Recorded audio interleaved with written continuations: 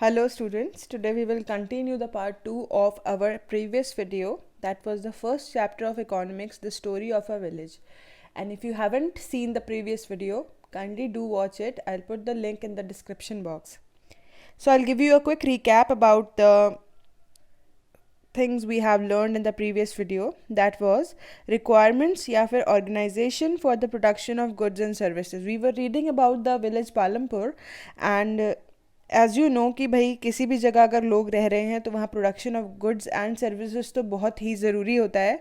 And किसी भी चीज़ का प्रोडक्शन करने के लिए हमारे पास 4 चीज़ें बहुत एसेंशियल होती हैं, जो कि होती हैं land and other natural resources. Second is labor. Third is physical capital, and the fourth one is human capital. हमारी land, labor, physical capital as well as human capital. Now we will study further about it.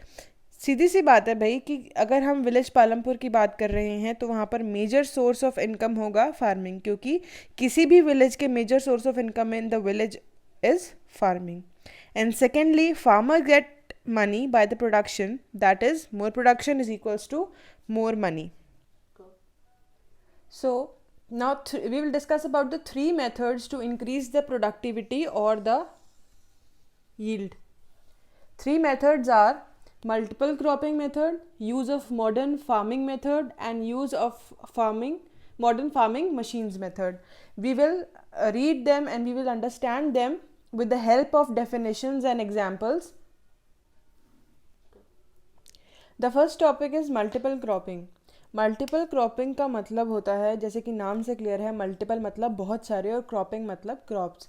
Multiple cropping means to grow more than one crop on a piece of land during the year. मतलब एक साल में एक ज़मीन के टुकड़े पर हम जो डिफरेंट क्रॉप्स उगाते हैं उसे हम बोलते हैं multiple cropping. The second technique और the second method is use of modern farming methods. जो फार्मिंग मेथड्स हैं वो तो बहुत तरीके के होते हैं, but when we have to increase the productivity we have to use the modern farming method such as the use of chemicals, fertilisers etcetera, and as well as the use of HYV seeds. Now हमें पता होना चाहिए कि HYV seeds क्या होती हैं. HYV seeds होती हैं हाई यील्डिंग वेराइटी सीड्स, और जो कि हमारी फसल की जो प्रोडक्टिविटी होती है उसको 2.5 टाइम्स बढ़ा देती है. और ये जो HYV सीड्स का कॉन्सेप्ट है ये हमारे इंडिया में आया था 1970 में during the time of green revolution.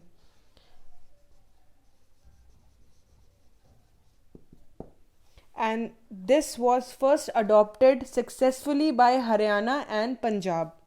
Now the third technique is use of modern farming methods. जो हमारे फार्मिंग मेथड्स हैं उनको हम कैसे मॉडर्न करें कि हमारी जो प्रोडक्टिविटी है वो इंक्रीज़ हो जाए, उसको हम बोलते हैं use of modern farming technique या मशीन्स, और जिसमें कि इंक्लूड होता है tractor, tubewells, threshers etcetera.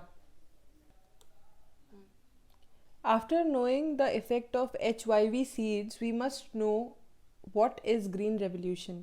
So green revolution is also known as agricultural revolution, and it was initiated or started in 1950s and it continued till late 1960s, and its aim was to increase in the agricultural production.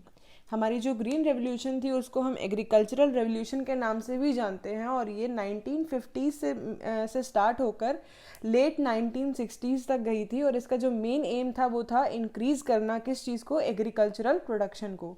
But as we know a coin has 2 sides. तो जो green revolution था हमारा positive impact के साथ साथ उसका negative impact भी था. And what was the negative impact of green revolution? There are 3 major points. First one is HYV seeds needed more water and pesticides and fertilizers. जो HYV seeds थी, जो high yielding variety seeds थी, उनको grow करने के लिए ज़्यादा पानी की ज़रूरत थी, ज़्यादा pesticides चाहिए थे और ज़्यादा fertilizers चाहिए थे, जिनकी वजह से जो इन्वेस्टमेंट था फार्मर्स का पेस्टिसाइड्स और फर्टिलाइजर्स में वो ज़्यादा लग रहा था, and there was a huge loss of water also. Second is increased use of fertilizers resulted in the loss of soil fertility. जितने भी fertilizers या pesticides use हो रहे थे ज़्यादा HYV seeds के लिए, they all resulted in the loss of soil fertility. जो हमारी soil की fertility थी उसको reduce कर रहा था कौन, जो हमारा HYV seeds के लिए fertilizers use हो रहे थे. And third point is tubewell irrigation reduce the level of water table below the ground. क्योंकि हमारे HYV सीड्स को ज़्यादा पानी की ज़रूरत थी, तो जो पानी था हमारा ट्यूबवेल्स के ज़रिए आता था, and all the tubewells had to take water from the ground, and therefore it reduce the level of water table from the ground. If you like this video, kindly like it and also subscribe my channel. I'll be updating you soon with the next video.